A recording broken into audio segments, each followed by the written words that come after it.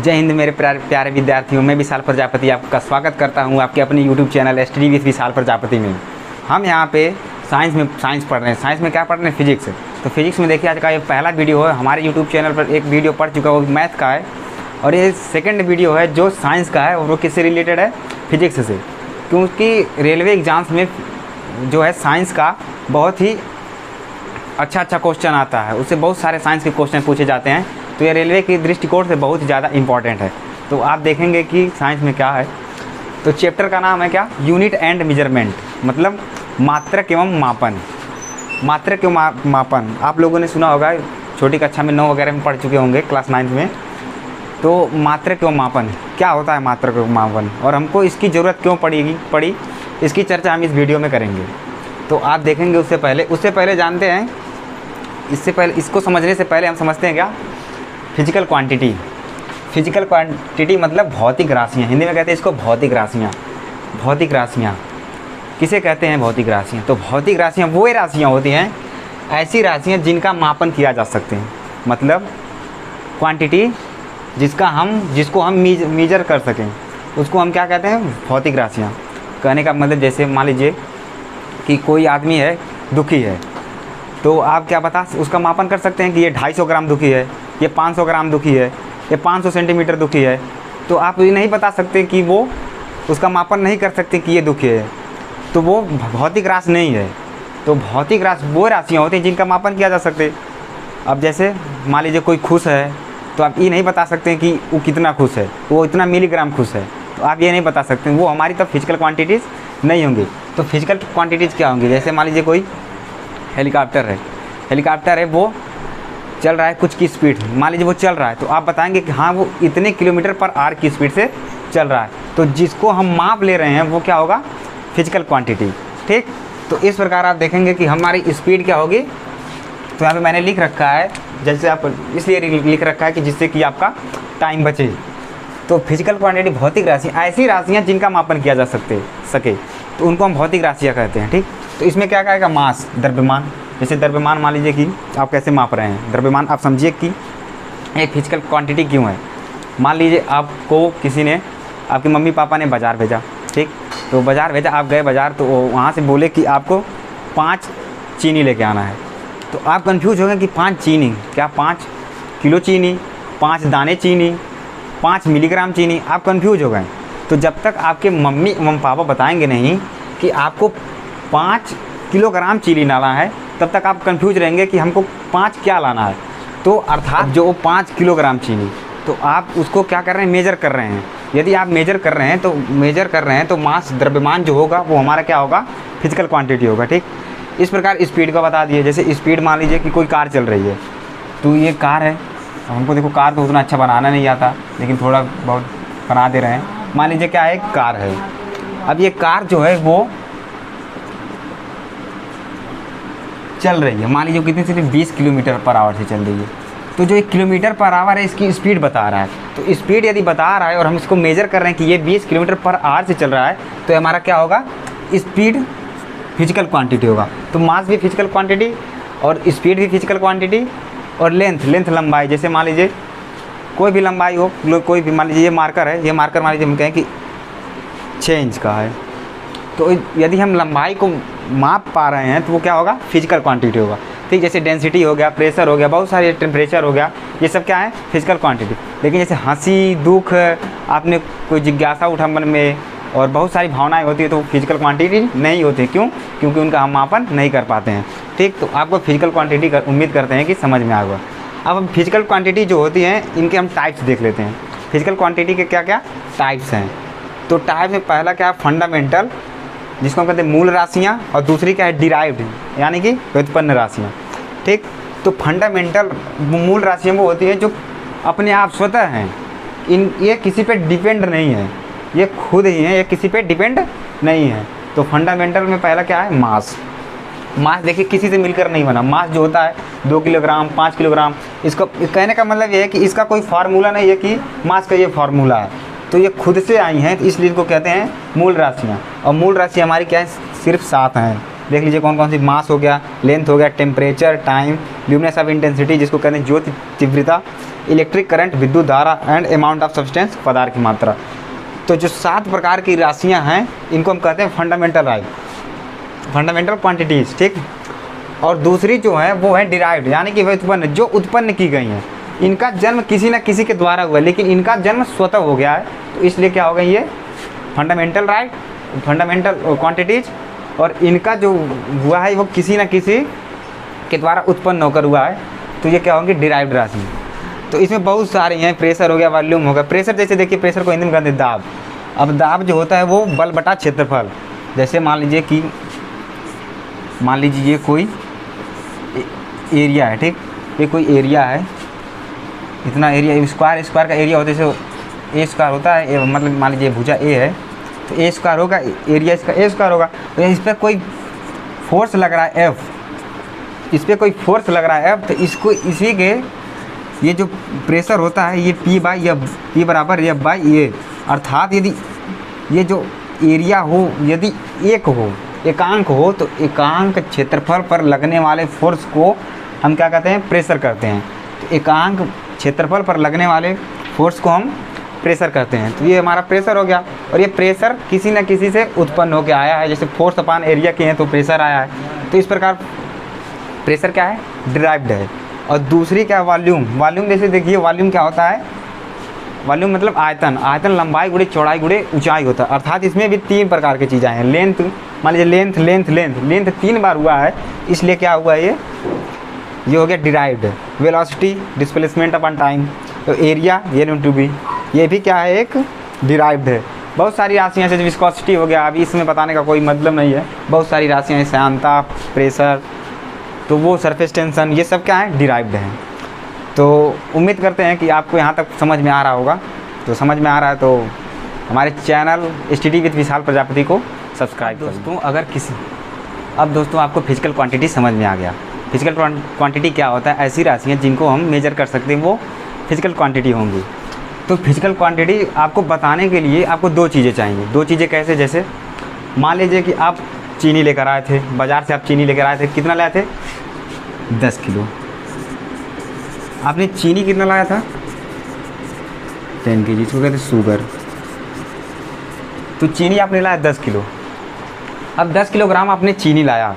अब इसमें देखिए आप 2 चीज़ हैं, 2 चीज़ कहने का मतलब ये एक न्यूमेरिकल वैल्यू, आंकिक मान, और दूसरा क्या है, एक यूनिट दिया गया है कि आप इसको केजी में ला रहे हैं। अब ला सकते 10 ग्राम, तो यहाँ पे 10 एक न्यूमेरिकल वैल्यू होता है और ग्राम क्या होता है, एक यूनिट होती है। तो आपको मतलब किसी भी फिजिकल क्वांटिटी को बताने के लिए आपको 2 चीज़ की ज़रूरत है, किसी भी फिजिकल क्वांटिटी मान को बताने के लिए।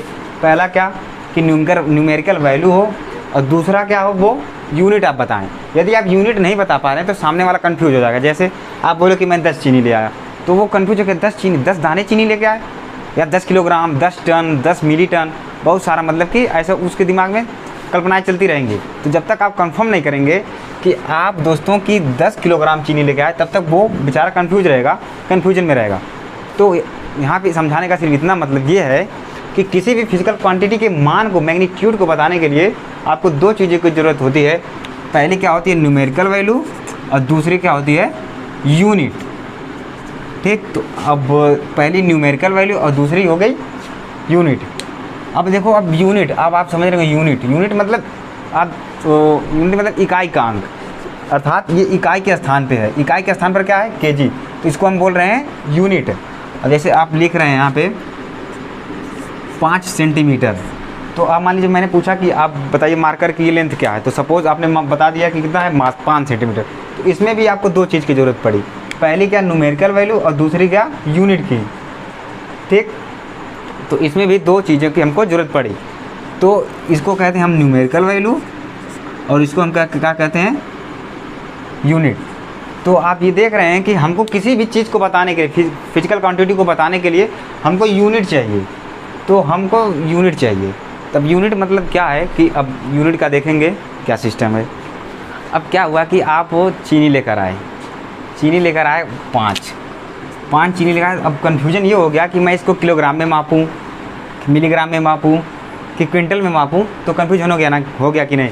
इसी कन्फ्यूजन को दूर करने के लिए बहुत सारी सिस्टम चल रही हैं, सिस्टम आए। जैसे पहले क्या है, पहले ये FPS सिस्टम, पहला जो है वो हमारा क्या है FPS सिस्टम। FPS सिस्टम, इसमें क्या होता है कि आप लेंथ मतलब लंबाई को किस में मापेंगे, फुट में। और आप जो मास को मापेंगे, मास मतलब द्रव्यमान को आप किस में मापेंगे, पाउंड में। आप समय को किस में मापेंगे, सेकंड में। लेंथ जो होता है, तो लेंथ का मापन फुट में, एंड मास का मापन, मास जो मेजर किया जाता है वो किस में किया जाता है, पाउंड में।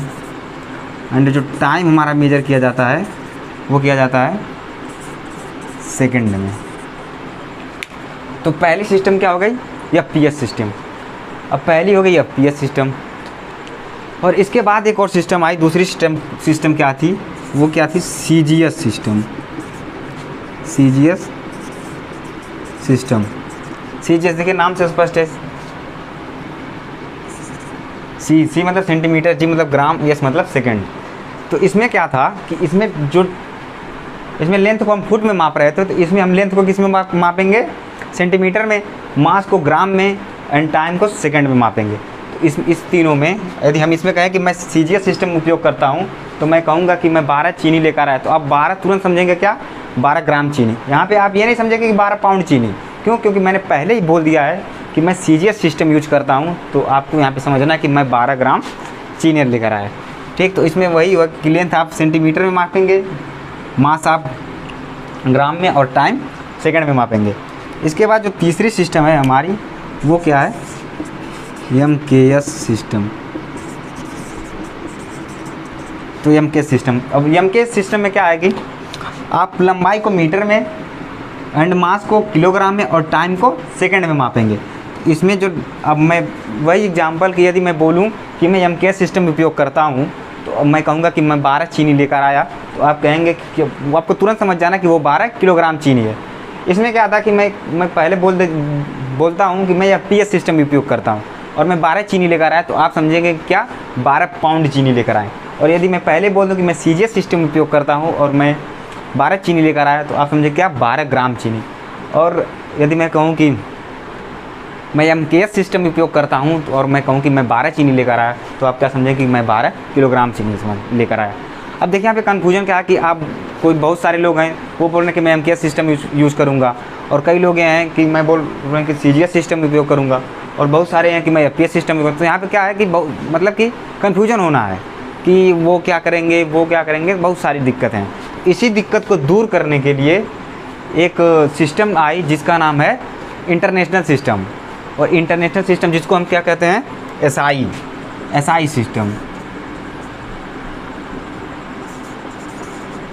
SI system.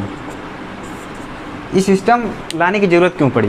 क्योंकि बहुत सारे जब लोग थे तो वो बोल रहे हैं कि हम ये करेंगे, तो इसमें मतभेद बहुत था कि भाई कैसे कोई समझेगा कि वो किस में कर रहा है, हम किस में कर रहे हैं। तो इसी को दूर करने के लिए SI सिस्टम आया। वो बोले कि तुम सब चुप रहो, और जो हम देंगे वही क्या है, तुमको मानना पड़ेगा।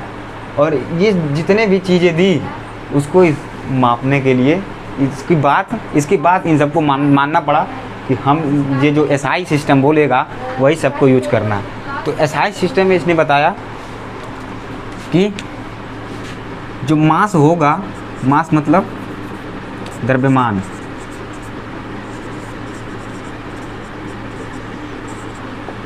जो होगा वो किस में उपयोग किया जाएगा, किलोग्राम में।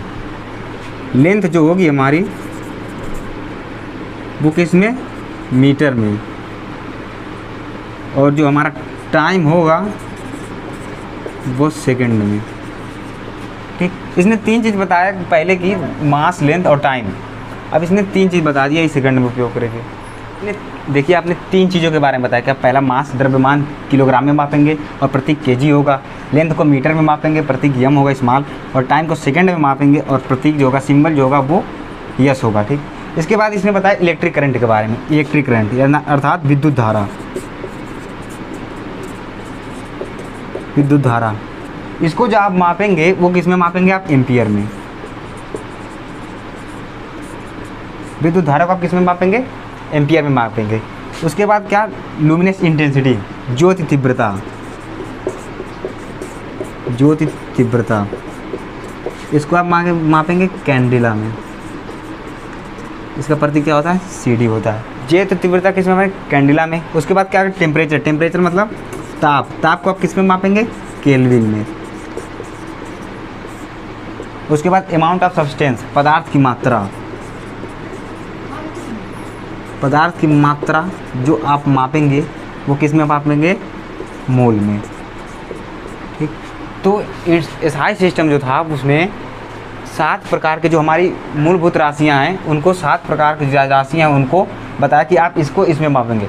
तो सभी देश के लोग एसआई सिस्टम का उपयोग करते हैं। तो इसमें बताने की जरूरत, कोई बोला कि मैं 5 चीनी लेकर आया तो तुरंत सब वो समझ जाते हैं कि वो 5 किलोग्राम चीनी की बात कर रहा है। तो एसआई सिस्टम ने पूरा ये बता दिया कि आपको किस चीज़ों को किस में मापना है। उम्मीद करते हैं कि आपको ये वीडियो पसंद आ रहा है। तो यदि वीडियो पसंद आ रहा है तो प्लीज़ लाइक कीजिए, शेयर कीजिए, सब्सक्राइब कीजिए अपने दोस्तों के पास, और हमारे चैनल STD विद विशाल प्रजापति को बहुत से दोस्तों के पास शेयर कीजिए। Thank you very much. मिलते हैं तो अगली वीडियो में। धन्यवाद।